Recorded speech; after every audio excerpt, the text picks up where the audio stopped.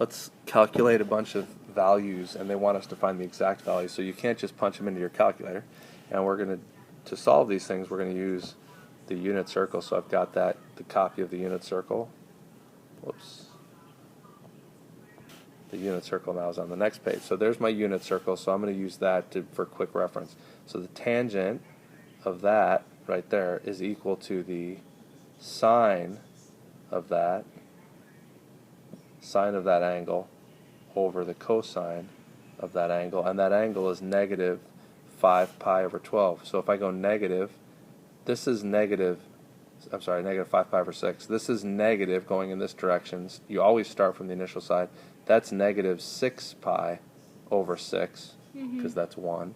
So negative 5 pi over 6 is just 1 pi over 6 away from that, which is right here. So these are my values. There's my cosine. There's my sine. Remember, for tangent, I want to do the sine, negative 1/2, over the cosine, negative root 3 over 2. So to divide by a fraction, you multiply by the reciprocal, which is multiplying that top by negative 2 over root 3. And the negatives cancel, and so do the 2's, and it's just positive 1 over root 3, which is, if they want you to simplify it, root 3 over 3. Let's try the next one. Cosecant of 240. The cosecant of 240 is equal to the 1 over the sine of 240. So I want to find 240 on my unit circle. Remember, that's positive 240. So here's 180. 240 is right there. The sine is the y value, so it's negative root 3 over 2. So this is 1 over negative root 3 over 2, which equals, flip and multiply, negative 2 over root 3. Rationalize the denominator, negative 2 root 3 over 3. There's your answer. The next one is cotangent of 5 pi over 3. The cotangent is equal to the cosine over the sine. So I need to find the cosine and the sine of 5 pi over 3. Let's look at our unit circle. 5 pi over 3.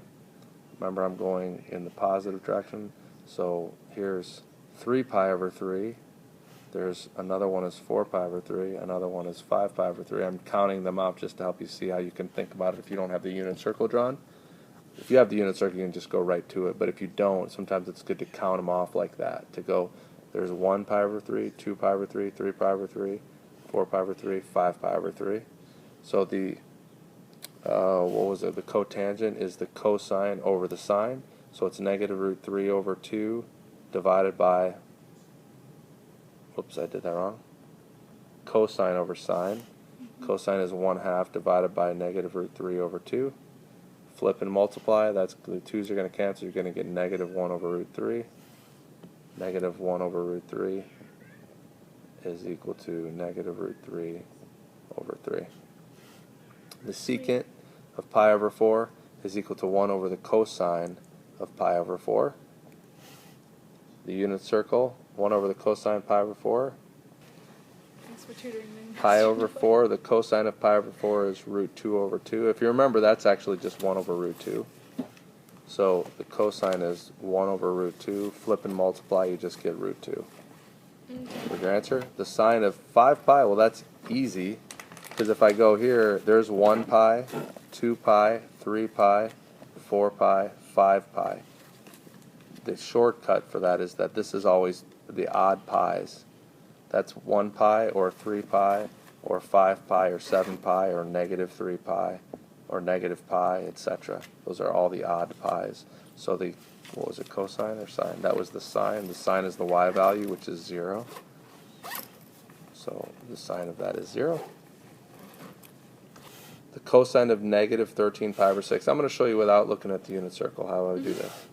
Negative 13 pi over 6 goes this direction. So there's negative 6 pi over 6. And there's negative 12 pi over 6.